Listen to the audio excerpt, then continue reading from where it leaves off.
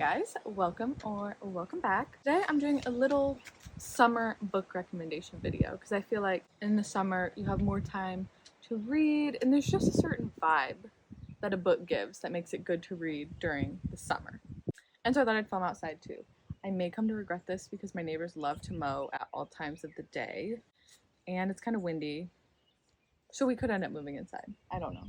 I have quite the stack of books to recommend to you guys today, so let's just get into it. First of all, I have a few books for if you are maybe going on a little Europe trip this summer, or maybe you wish you were going on a trip to Europe. These books will kind of put you in that mindset. We have first One Italian Summer, which I read this back in the winter, and so it was so nice to read then because I could like pretend I was in, it's set in Positano, Italy, and basically this woman, I can't remember her name, but she had this trip planned with her mom to the Amalfi Coast of Italy, and then her mom passes away, but she still decides she wants to go on the trip. And so she gets there and she sees her mother, but like her mother is young, like her age, and so she's like, what is going on? And so she ends up like kind of learning more about her mom from when she was younger, and also just learning more about herself as she's there and dealing with the grief of her mom while she's also like with her mom. It was just, it sounds like, I feel like heavier than it was. It was so good, and the scenery is amazing. You will literally feel like you are in Italy while you're reading this book. And then another one, maybe if you're going to France, I have this book called Not Quite Mastering the Art of French Living by Mark Greenside. And first of all, I love this cover. It's just so cute. But basically this book is about this guy who moves to France, I think, or maybe he like buys a house there or something. And he's kind of just going over like what it's like living in France versus living in the United States, and like just kind of the differences and how he learns to adjust to living in France. And it was just a super fun read. Kind of felt like I was in France when I read this. That's another one. Next up, talk about Everything I Know About Love by Dolly Alderton. I feel like a lot of people have already read this book, but if you haven't, I feel like summer is perfect time. So I read this at the beginning of summer last year, and so I don't know if that's why I kind of like equate this to being a summer book, but like it just seems like the perfect book to sit outside in the sun reading and like annotating. It's basically, it's like a memoir. It literally says memoir. It's just about Dolly's life and like kind of growing up, like being in your 20s. It was just a really fun book. It's like her like crazy experiences and like partying, and it's like a dinner party in a book.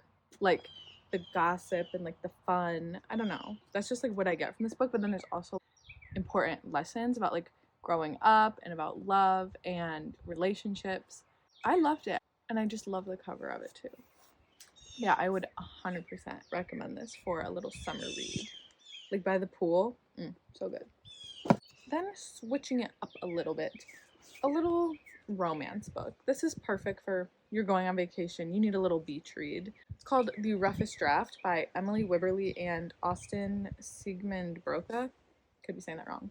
But I read this when I was on vacation last year, and I have memories of reading it on the beach, and they're great memories. It's about these two people who used to date, and they're both authors. I think they had a contract, and they had one more book they needed to write together, so they meet up at this house in Florida. They're trying to write this book together, and they're getting used to being around each other again, and like they had some big thing that happened, but you don't know what it was. But I love like the setting. They're in this little Florida town in this beach house, and it makes it the absolute perfect beach read. So I would definitely recommend this for a little, just a fun little vacation read. And I mean the cover, like it's so cute. Are you kidding? On that note, another good book for a little beach read or vacation read is Little Beach Street Bakery by Jenny Colgan. I've talked about this book a few times. I don't have it right now because I lent it out, but it is just the cutest book. It's about Polly, who I think she just went through a breakup, and she like moves to this tiny little seaside town in this little like rickety cabin, and she starts baking bread. And I mean that's about it really. She just like weaves her way into the community. There's romance in it too, and It's just the cutest book. Like, you're in this little seaside town. She's baking bread.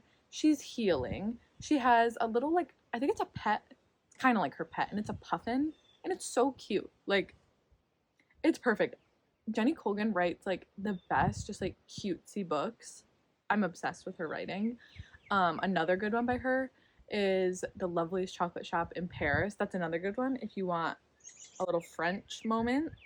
And it's just so cute.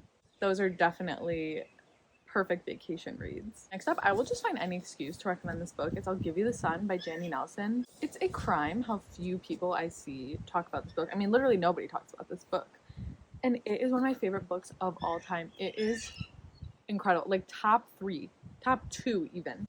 And it's not even like a super summary book, but I don't care. Like, you need to read it no matter what, so I'm going to recommend it to you. It's about these 2 twins, Noah and Jude, and they used to be, like, inseparable. They were, like, best friends, and then as they get older, they grow apart, and a big part of that was that their mom died, and so after that, things weren't the same anymore, and they grow apart. And so the book is told in 2 perspectives and then 2 timelines, and so it's told from when they're 13 and when they're 16, and the chapters where they're 13, I want to say those ones are narrated by Noah, and then when they're 16, it's narrated by Jude. And it's just about them, like, growing up and healing from their mom's death, and also them just, like, kind of coming back together, and each of them and their relationships, and, like, the way that everything in this book ends up, like, weaving together is so incredibly perfect. And, like, you just won't know until you read it. It has, like, art in it. Jude is an artist. Or actually, they both are. Noah draws, and then Jude ends up doing, like, sculpting. And so she's always at this, like, marble sculpting place with this artist. And it's in, I want to say, like, Northern California. And so the setting is really cool. It's, like, foggy and, like, the wavy ocean and, like, the cliffside. And it's just literally one of the best books I've ever read in my life. Like, I think about this book so often. I've reread it, I think, 3 times, and I would reread it again right now. It is so good, and the cover is beautiful. So yeah, please read this. If you took one recommendation from me, let it be this book, because it's just incredible. I feel like everybody that I've ever told to read this book has ended up loving it, so you should read it. Next up, I have Other Birds by Sarah Addison Allen. This book I also don't see people talking about, and it is so good. Main character Zoe, she inherits this apartment that used to be her mom's, who passed away, and so she goes to live there, like, I think before her first year of college. It's in South Carolina, so you kind of have, like, the beachy vibes. The way they describe the apartment complex, I can't do it justice, but they describe it as being like it's like cobblestone, and I don't know how to say it. And there's these little blue birds that fly around. It's called the Delawisp. And the birds, I think the birds are Delawisp birds, I want to say. Okay, the wind is really annoying me. It's making me cold. And there's, like, a little element of mystery in here because she meets all the other people that live in the apartment, and something happens and they're trying to figure it out. And then also, there's a teeny bit of romance, but it's, like, absolutely not the point. So don't go into it thinking it's romance. The pacing of it was perfect. I loved the storyline. It was just so good. I didn't do a very good job of explaining it, and I'm sorry about that, but, like, the vibes were just so good. So read it. Next up, I have Firefly Lane by Kristen Hanna. I feel like this book is popular, but yeah, I don't see people talk about it that much. I don't know if maybe it was popular, like, a while ago, and that's why people don't talk about it now. It starts in the summer of 1974, and it's just about these 2 girls and how they become best friends and, like, going through life together. And I don't know, something about that is so summery to me. Like, just hanging out with your best friend in the summer, that's the vibe this book gives. It's also a show on Netflix, so if you read it, then you could go watch a show. And I mean, just, like, look at the cover. Like, that's giving a summer night with your best friend. And that's exactly what this book is. Then I have Happy Hour. I can't remember who the author is, but this book, it's a little bit different of a vibe than the other ones. It's about these 2 girls who move to New York City, and they don't have money, so they're always, like, kind of scrounging, but yet they're hanging out with these, like, high class people every night and, like, going into their society. even though like during the day they absolutely don't fit into that society. But it was just so fun to read about them going to these like glamorous parties, but then in the day they're trying to like sell clothes at like a market just to like meet their rent. It was just so fun because it was so unrealistic. Like I will never be in that position, but it was fun to read about, and I just had a good time reading it. It gives me the like similar vibes to everything I know about love, and then it gives me like dinner party vibes. And I love dinner party vibes apparently. Kind of also similar to Firefly Lane, where it's just like friendship and navigating it through your life and the different ups and downs, but also the glamorous and not so glamorous parts of like living in New York City. And I have The Summer of Broken Rules. This book was popular a while ago, but I feel like I haven't heard much about it. The cover is beautiful. It's about this girl, and she recently lost her sister, and she's going to this wedding. I can't remember whose wedding it is, but so at this wedding, I think it's a wedding. I could be wrong on that, but I think it's a wedding, and they end up playing this game of like assassin, and they're all obviously like trying to get each other, and it's like this huge game of assassin. It's like one of those like East Coast kind of vibes, which is just so summery. And she meets this guy, and they start to get closer. His name is Steven, and there are so many Taylor Swift references, like literally the song Hey Steven, are you joking? So if you like Taylor Swift, you would definitely love this book. And it was just super cute. It's again another perfect little beach read, and it's just a lighthearted, fun romance. Next up I have Before We Were Yours, and this is a little bit heavier of a book. It gives me summer vibes because like the beginning of it takes place on like a houseboat, and then it's in a past and present timeline, and I want to say that the present timeline is also like in a beachy setting. I feel like there's a lot to unpack with this book, but the main premise of it is that there's these siblings who they're all like young kids, and they're the ones that they live on the houseboat. They get taken to the Tennessee Children's Home Society orphanage, and they like think that they're going to get returned to their parents, but that is not what happens. It's like a very corrupt system, and I believe it's based on a true story, which makes it like really impactful and really sad while still being like an entertaining story. It's very like family oriented, trying to keep your family together. And then there's in the present timeline, I honestly can't remember what goes on in the present timeline, but this woman I think ends up kind of like discovering the bad things that were happening back then in that orphanage. I remember reading it really fast because I just like couldn't stop. And there was like a little subplot of romance, which is like absolutely not the point of the book, but like sometimes a subplot of romance really hits where like you only get little crumbs. It's so good. And this book had that. And another book that I've never really heard anything about, it's called Gimme Everything You Got by Iva Marie Palmer. And I always would see this book at Barnes & Noble and be like, that cover is so stunning. Like, it gives summer so much. And so I always wanted to buy it, but I never did. Well, obviously, I did end up buying it. I bought it like during the hardcover sale, so it was 50% off. So it's set in like the early 80s. It's the best vibes. And this girl, she doesn't have a lot of like experience with guys. I mean, she's young still. Yeah, she's a junior in high school. And this guy comes to be their soccer coach, and she like falls in love with this man. And but it sounds a lot more like scandalous than it is. I promise you, it's not a book about this like fucking 17-year-old getting with her soccer coach. No, that's not what it is. That's kind of like her awakening.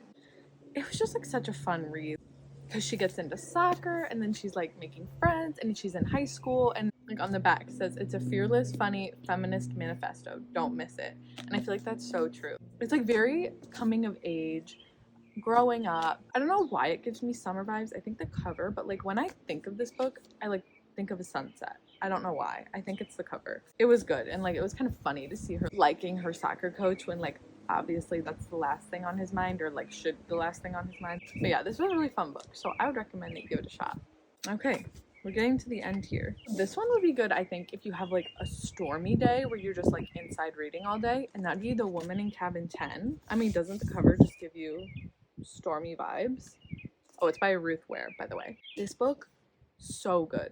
When I tell you, it's a thriller, mystery thriller. I was shocked until the very last page of this book.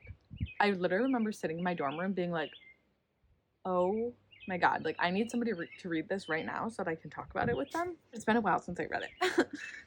It takes place on like this luxury cruise. They're on like this big, extravagant, fancy boat, and so the setting of it was one of my favorite parts of it. It was so cool and unique.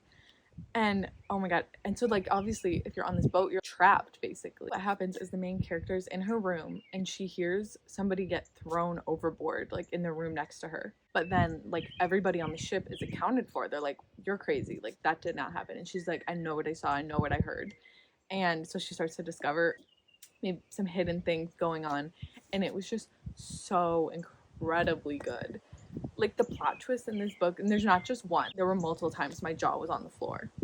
Highly, highly, highly recommend this book if you need a good mystery thriller. And then the last book I have to talk about, I saved it for last because like most people have already read this, but it's Malibu Rising by Taylor Jenkins Reid. I mean, the cover, it's so summery. Are you kidding? I'm obsessed with this cover. It's gorgeous. But anyway, and Taylor Jenkins Reid, one of my favorite authors. She's amazing. She can do no wrong. This one also takes place in the 80s, and it's this group of siblings. I think there's 4 of them. I don't remember, but there's like the Riva family, and they're hosting their end of summer party that they always have. It takes place going throughout this party and the events leading up to it and during the party, but then it also goes back in the past to the Riva siblings, like their parents and how they got together. And it goes through like the point of views of the different siblings and like everything that they're dealing with. And it's set in Malibu. It's beachy. They surf. It's very atmospheric.